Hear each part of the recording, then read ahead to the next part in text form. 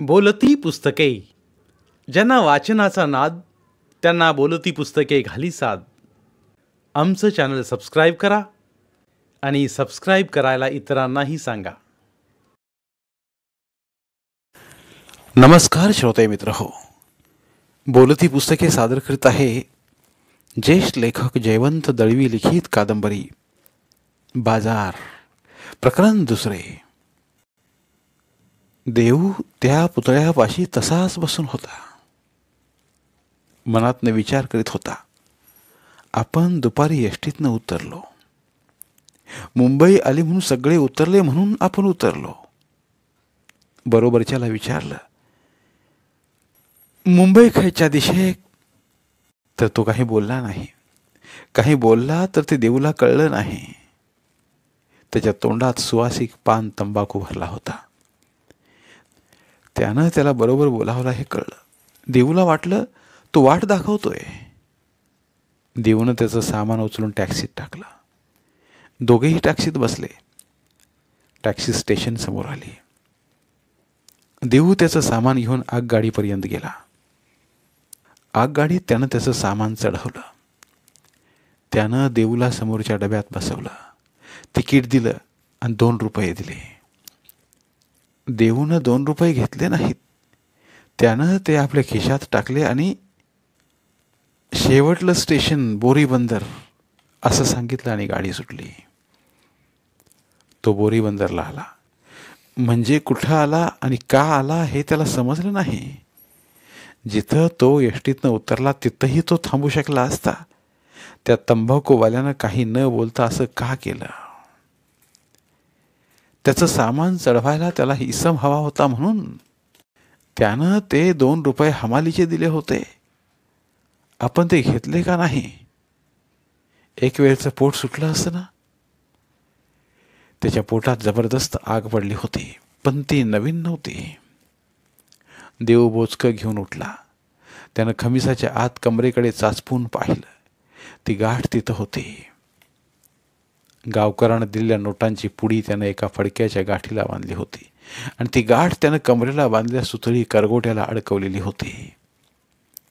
त्या गाठीवर त्याचा जीव होता. खमिसाच्या खिशात सुटे पैसे होते, नाणी आणि किरकोळ नोटा. एकूण 4-5 रुपये. जमेल तेवढं त्याला वरच्यातनं भागवायचं होतं. त्या गाठीला हात लावायचा नव्हता. तो बराच वेळ चालत राहिला. रस्त्याच्या कडेकडेनं दोन्ही बाजूनी उंच उंच इमारती पाहून तो अचंबा करीत होता. माणसं वर चढतात कशी, उतरतात कशी, पाणी चढवतात कशी, हगतात मुततात कुठं. तेवढ्यात एका कोपऱ्यात त्याला वड्याची गाडी दिसली. पाव आणि वडा. त्याला तिखट तिखट दाताखाली मिरच्या चावत काहीतरी खावं असं वाटत होतं. तळणाच्या नुसत्या वासानं त्याच्या पोटातली आग वाकवाकली. 8-10 वडे आणि लाले लाल चटणी भरलेले 8-10 पाव खावेत आणि झोपावं असं त्याला वाटलं. गाडीवरच्या बत्तीकडे बघत देव बराच वेळ तिथं उभा राहिला. कढईत टपोरे वडे उकळत होते. भोवती माणसं होती. पावात लसणीची चटणी भरून त्यात एक वडा ठेवून पाव खात होते. त्यांचे तोंड भाजत होते. माणसं जरा कमी होईपर्यंत देव बोचकं पोटाचे धरून तसाच उभा राहिला. मग जवळ आला. कचकन कुणीतरी अंगावर येईल या भीतीनं त्यानं हळूच विचारलं, एकाचा काय? वडापाव 1 रुपया. दातातली विजलेली विडी न काढता वडेवाला पिचपिचला. खळखण खोकला. त्याची छाती भरली होती. 1 रुपयो? हा. झाऱ्यातल्या वड्याकडे 8-10 वड्यांकडे बघत देव तसाच उभा राहिला. 1 रुपयाला एवढे वडे मिळाले असते तर त्यानं नाचत फडशा पाडला असता. पण 1 रुपयाला 1 पाव आणि 1 वडा आणि चिमटीभर लाल चटणी, बरोबर हिरवी मिरची सुद्धा नाही. आणि 1 रुपया. एवढं खाल्लं रुपया देऊन तर पोटात कुठं गेलं कुठं लागलं ते कळायचं सुद्धा नाही. 1 रुपया तेवढा जाणार. अजून रुपया कमावला नाही, जाणार तेवढा खरा. आज जाणार, उद्या जाणार, 2 रुपये कमावेपर्यंत काय नाहीच खाल्लं तर?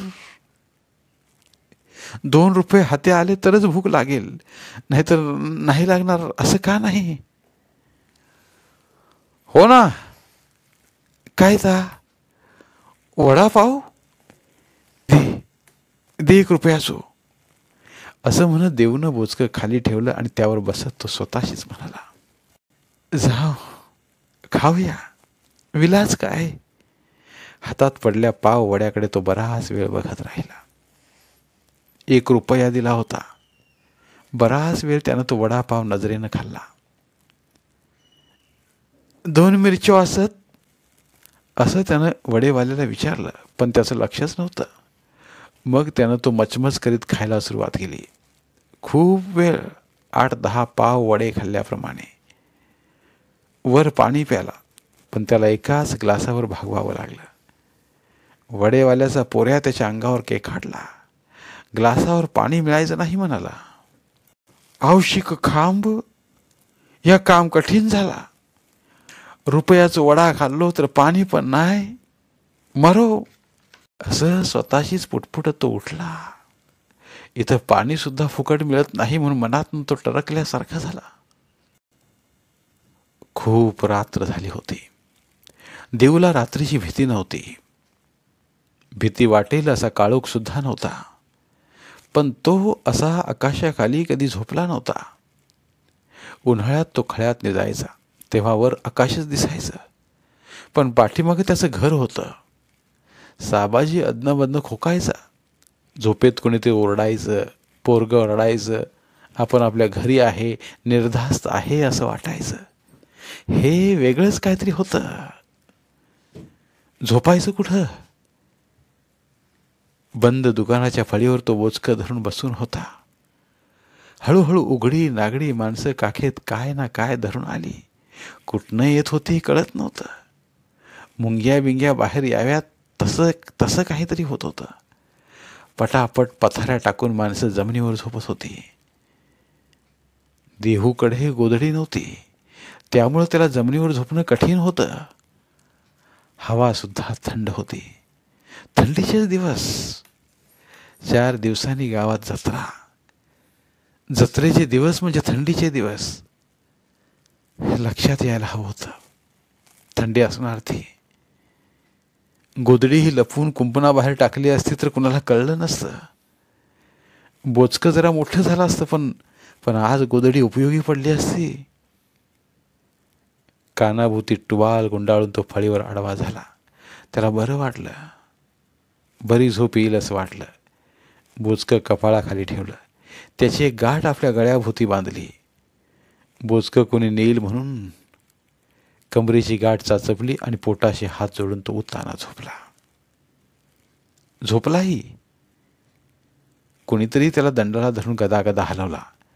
त्याला वाटलं साबाजी. कोण? तुझा बाप, उठ. समोरचा काळा कभिन्न माणूस एकदम काहीतरी फुटावं तसा ओरडला. शेवटचं उठ हे तर गांडीवर लात घातल्यासारखं आलं. काळा कुळकुळीत पट्ट्या पट्ट्यांची अर्धी चड्डी, कमरेत घसरून जांगेकडे आलेली, टरटरलेलं सगळं पोट ओतून खाली पडत होतं. त्याच्या काखेत सुतळीनं व्यवस्थित बांधलेला बिस्तरा होता. त्याला जबरदस्त तेलकट वास येत होता. उजव्या हातानं पोट खाजवितो पुन्हा लात घातल्यासारखा ओरडला, उठ. तो आणखी काहीच बोलला नाही. त्या एका शब्दात देऊला उठवण्याची, फेकून देण्याची ताकद होती. त्या शब्दात आत्मविश्वास होता. खूप वर्षांची त्याची ती फळी होती. देव उठला. गळ्यावर बांधलेली बोचक्याची गाठ सोडायलाही त्याला वेळ मिळाला नाही. तो आपल्या कानाखाली सुद्धा आवाज काढील या भीतीनं त्यानं पटकन उडी टाकली आणि क्षणभर घोटाळून उभा राहिला. त्यानं आपल्याला का उठवला हे त्याला कळायला हवं होतं. कळलं तर का उठवलंस तू मला असं विचारायची त्याच्यात हिंमत नव्हती. का उठवलं त्याला? ती फळी कुणाची आणि का हे तो काळा पोटवाला सांगेल असं देऊला वाटलं होतं. पण तो काळू त्यातलं काहीच बोलला नाही. रस्ता पकड, असं तो तसाच फटाका पेटल्यासारखं बोलला आणि देव बोचकं काकेत धरून चालू लागला. एकदम त्याच्या लक्षात आलं, रात्री बरोबर थंडी सुद्धा वाढली आहे. आता कानावर गुंडाळून घ्यायला टुवाल सुद्धा नाही. माणसांची मोटारींची तुरळक ये जा सुरू होती. काही लोक कानाला फडकी बांधून रस्त्याच्या कडेला शेकोटी करून बसले होते. गवत पानं कचरा पेटवून ते हात पाय भाजून घेत होते. तिथं जाऊन देव उभा राहिला. एकदम त्याच्या अंगात ऊब आली. मान उचलून त्याच्याकडे कुणी पाहिल असं त्याला वाटलं होतं, पण कुणी पाहिलं नाही. ते आपापसात थट्टा विनोद करीत काही बोलत होते. ते हिंदीत बोलताहेत एवढं देवला कळलं, पण काय बोलतायत हे ते कळलं नाही. तिथं जांभया देतो तसाच उभा राहिला. जांभई देताना कानाकडली हाडं मोडली तेव्हा त्याला जरा बरं वाटलं. समोर त्यानं पाहिलं. त्याला एकदम आश्चर्य वाटलं. बघता बघता हसू आलं. दुकानाची आडवी फळी रिकामी, चांगली रुंद फळी. काखेत मुठी आवळत तो फळीवर जाऊन बसला. त्या फळीवर वारा आपटत होता. इथं वारा खूप आहे म्हणून कोणी झोपला नसेल का? असू दे वारा, इथंच पडायचं, असा विचार करून तो तिथंच थोडा वेळ बसून राहिला. अंग टेकावं असं त्याला वाटत होतं, पण थंडीमुळे अंग सरळ करवत नव्हतं. अंगातल्या सगळ्या हाडांची मोळी करून तो थोडा वेळ तसाच बसून राहिला. एकदम शांत वातावरण तडकल्यासारखं झालं. 2-4 तरुण पोरं मोठ्या आवाजात बोलत होती. त्यांच्या हातात कागद होते, कापडं होती, बावटे होते. ते काय बोलत होते कळत नव्हतं, पण त्यांचा आवाज तडतडत होता. निखाऱ्यावर काहीतरी फटाफट फुटल्यासारखा. त्याने भिंतीवर 2 कागद चिकटवले. 2 पोरं झाडावर चढली. 2 फांद्यांना त्यांनी 2 कापडं बांधली. तिथंच लाल बावट्याची काठी बांधली आणि ते खाली उतरले. कागदाच्या घड्या, कापडं, कांजीची बादली उचलून चालत राहिले. तडतड आवाज कमी झाला. बराच वेळ देव त्या कापडाकडे बघत राहिला. दिव्याच्या प्रकाशात कापडावरली तांबडी अक्षरं वाचायचा त्याने प्रयत्न केला. एक एक अक्षर जुळवत विधान सभा पर विराट जनमोर्चा, झोपड़ी वालों को रहने के लिए मकान दो. काही कळलं न कळलं, तो कोणीतरी हुकूम दिल्यासारखा उठला. त्यानं झटकन रस्ता ओलांडला आणि तो नारळ काढायला चढल्यासारखा झटझट झाडावर चढला. फांद्यांच्या बेचक्यात बसला. त्यानं 2 कापडं काढली, लाल बावटा काढला आणि तो खाली उतरला. त्याच्या सुदैवानं कापडं लांब रुंद होती. त्यानं लाल बावटा कानावर आवळला. त्या सरशी अंगात ऊब आली. तो फळीवर आडवा झाला आणि 2 कापडं त्यानं अंगावर पांघरली. त्यानं भक्तिभावानं हात जोडले आणि झोपता झोपता म्हणाला, मावले तुझी गे हो कृपा भाई, नाहीतर आज काय धडकत नाही होती. त्याला ताबडतोब झोप आली नाही. पडल्याबरोबर झोप येईल असं त्याला वाटत होतं, पण तसं झालं नाही. डोळे मिटून तो पडून राहिला. मनातल्या मनात बोलत राहिला, गाव सोडून आयलंच खरो, पण ह्या सोप्या काम दिसना नाही. ह्या राती निजूची सोय नाही, या ध्यानातच आयला नाही. किती वेळ तो मनातल्या मनात बोलत राहिला. तेवढ्यात पुन्हा हवा तडतडल्यासारखी झाली. ती पोरं मोठ्यानं बोलत हसत हसत परत येत होती. देऊची छाती धडधडली. त्यानं मान उचलून समोर पाहिलं. 30 पोरं बालदी लोंबवीत येत होती. देवा तू पाव, असं पुटपुटत त्यानं गच्च डोळे आवळून घेतले. मनातल्या मनात माऊलीचा धावा केला. त्याचं अंग भीतीनं थरथरलं. तो निश्चित पडून राहिला. पोरांचं बोलणं थांबलं होतं. त्यांच्या पायांचे आवाज ऐकू येत नव्हते. ते गेले की काय? त्यानं हळूच डोळे किलकिले करून पाहिले. अरे बापरे, ते चौघे त्याच्याच बाजूला अगदी चिकटून उभे होते.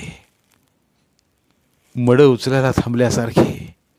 त्याने एकदम मेल्यासारखे डोळे ओढले. एका पोरानं त्याला ढोगसलंच. कातडं सोलावं तसं त्यानं देऊच्या अंगावरचं कापड सर्रकन ओढलं. तो पटकन उठून बसला. हे साले हरामी, एवढा फडफडीत आवाज येतो न येतो तोच त्याच्या कानाखाली फटाका फुटला. कान कानफाट फुटलं. त्या गोठलेल्या थंडीत एका थपडेनं सुद्धा त्याचं सगळं अंग मिरमिरलं. हराम जादे साले, शर्म नहीं आती? बेवकूफ, गरीब लोगों का तुमको प्रॉब्लेम नहीं समझता? दुसऱ्यानं फटकन हात उगारला, भिरकावला, पण देऊन फटका चुकवला आणि तो उभा राहिला. साहेबांनो दया करा, चोरी नाही करू, थंडी फगा, असं तो हात जोडून पुटपुटला. त्याच्या कानाखालचा भाग गळून पडल्यासारखा फुटत होता. तेवढ्यात एका पोरानं त्याच्या पोटावर मूठ मारली. तोंडावर हात येईल म्हणून तो सावध होता, पण एकदम खालनं पोटावर ठोसा बसताच तो कळवळला आणि तो पोट धरून धावत सुटला. खबरदार, फिर से बॅनर्स झाड से निकालेगा तो, असं तंतन ती पोरं परत झाडाकडे वळली. एकदम देऊचं पोट ढवळून आलं, गळल्यासारखं झालं. अरे रे, हे काय होतंय ते कळल्याआधीच तो ओनवला. त्यानं पटापट लेंग्याची बटणं सोडली आणि तो तिथंच काळोखात बसला. श्वास उसासे टाकत तो जवळपासचे कागदाचे चिठ्ठोरे वेचायला लागला. धन्यवाद. उर्वरित कादंबरी पुढील भागात.